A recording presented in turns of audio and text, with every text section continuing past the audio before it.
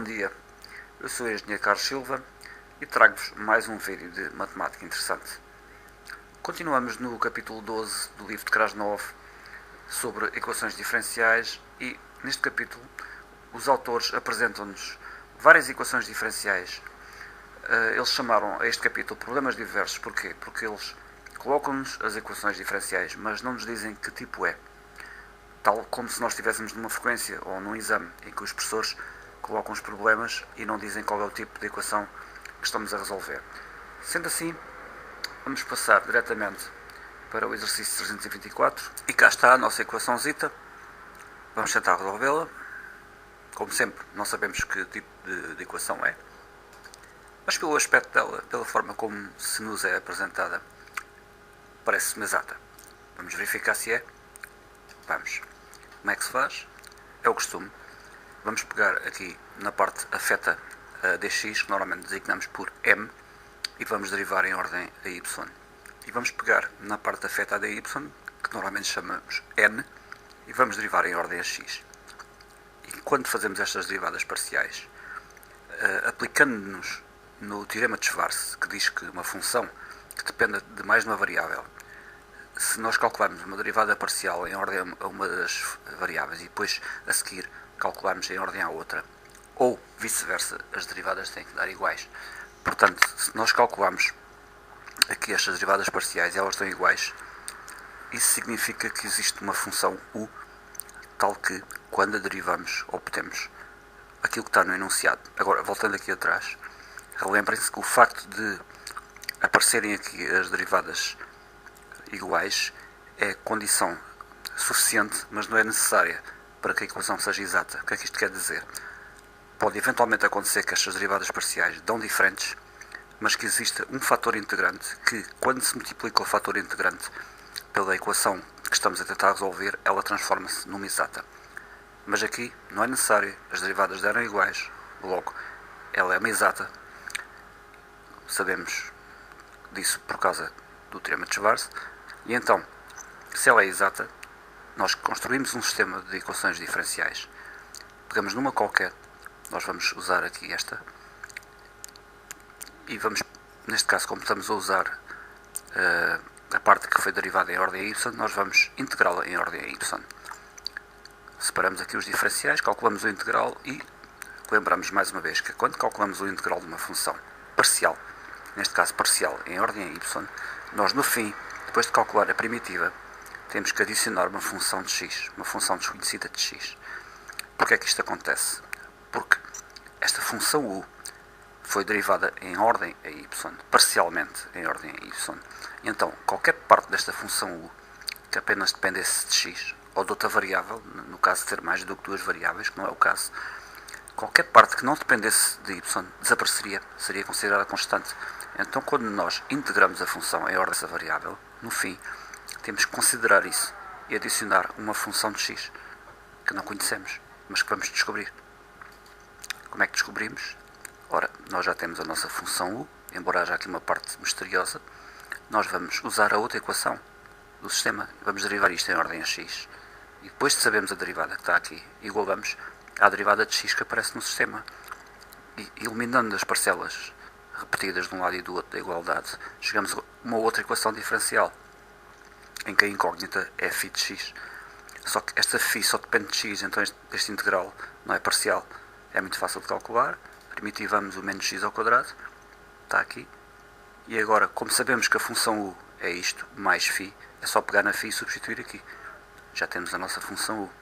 Porém, o problema ainda não acabou. Não é só dizer qual é a função u. Nós sabemos a função u, mas temos que deduzir isto. Como a derivada total de u é nula, é dito no enunciado, então nós sabemos que a função u é constante. Ora, vamos chamar-lhe C1, esta constante. Nós vamos pegar na função u e vamos igualar esta constante. Aproveitamos e multiplicamos a equação toda por menos 6. Porque o 6 é para fazer desaparecer estes denominadores e o menos é apenas para trocar a ordem a estas parcelas, simplesmente para que a solução no fim apareça exatamente como está no livro de Krasnov. Este k, quando passou a subtrair para este lado, subtraiu ao C1, ou seja, isto são tudo constantes. Nós simplificamos para uma constante e menos 6 vezes uma constante continua a ser uma constante, portanto esta está resolvida. Vamos passar ao outro exercício. Cá está, caso 8. E nós aqui fizemos uma coisa, nós saltamos do exercício 324 para o exercício 326. Porquê é que nós não vos vamos mostrar como é que resolve o 325? Porque o exercício 325 do livro é uma equação exata e é-nos dito no enunciado que o fator integrante depende do produto xy. Ora, eu não sei na vossa universidade como é que funciona, mas eu quando estudei isto, na minha cadeira de equações diferenciais, nós só contemplávamos os casos em que o fator integrante dependia unicamente de x ou unicamente de y. Nos casos mais complexos, em que o fator integrante depende, por exemplo, de x mais y ou de xy ou coisas desse género, nós não estudávamos esses casos. Por isso, eu saltei esse exercício e passei diretamente para o 326. Ora, mais uma vez, nós olhamos para aqui e não fazemos ideia de que tipo de equação seja. No entanto, ficamos com a sensação pela forma como a equação nos está apresentada, que é uma exata. Vamos fazer tal e qual como no primeiro exercício deste vídeo. Vamos verificar se é exata, calculamos as derivadas. As derivadas dão iguais, logo é exata. Se é exata, existe a tal função u. Por primitivação, vamos descobrir a função u, mantendo aqui esta parte desconhecida, a tal função x que aparece devido à integração parcial em ordem a y. Usamos agora a segunda equação, derivamos em ordem a x, igualamos à derivada que está no nosso sistema de equações e, por exclusão de partes, chegamos a uma outra equação diferencial, onde a incógnita é φ de x.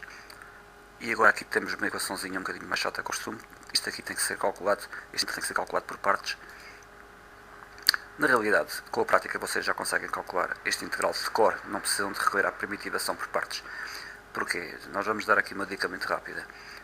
Vocês já sabem que a primitiva disto vai ser qualquer coisa em que vai aparecer x cosseno de x. É a única maneira de depois na derivação aparecer x seno de x com o sinal negativo aqui. Ora, mas pensem, se vocês tiverem x cosseno de x, quando derivarem, vai ser derivada de um produto. Então, quando vocês derivarem o x, que é 1, vai aparecer cosseno de x isolado. Então, para anular esse cosseno de x, vocês vão precisar que apareça um menos seno de x na primitiva, que depois do derivado irá dar menos cosseno de x. Sendo assim, a primitiva será x cosseno de x menos seno de x, mais a constante, que é a constante de integração. Ora, experimentem a derivar isto e vão ver que dá aquilo. Se não conseguirem fazer de cor, façam a primitiva por partes, no papel, com os passinhos todos, mas vocês vão ver que ao fim de calcularem meia dúzia delas já conseguem fazer algumas de cor. Bem, então já sabemos que a função u é isto, já sabemos a φ, é só pegar na φ e substituir aqui, e ficamos então com a nossa expressão para a função u. O exercício não fica por aqui, se não está bem completo. Temos que ainda que fazer esta parte, que é muito simples. Sabemos que a derivada da função u é nula. Como a derivada da função é nula, a função é constante. Igualamos aqui a este C1. Depois de termos esta expressão, como é que vamos fazer isto? Vamos deixar o y vezes a elevado a x quadrado, tudo do lado esquerdo da igualdade, e passamos isto tudo para o lado direito. O C1 menos k nós vamos simplificar para uma constante só, para C. Depois de termos isto assim, passamos este elevado a x quadrado para o lado direito a dividir, como? Trocando o sinal aqui no expoente. Isto ficaria, portanto, y igual a isto tudo vezes e elevado a menos x quadrado. No entanto, nós vamos aplicar já de vez a distributiva a esta parte e a esta parte, para ficar como está no livro. Os autores optaram por separar, não havia necessidade, mas eles separaram. E chegamos então à conclusão que o y é igual a isto vezes e elevado a menos x quadrado, mais a constante vezes e elevado a menos x quadrado. Esta é a solução tal e qual como está no livro. Esperemos que este vídeo tenha sido útil e fique atento a mais publicações de matemática interessante.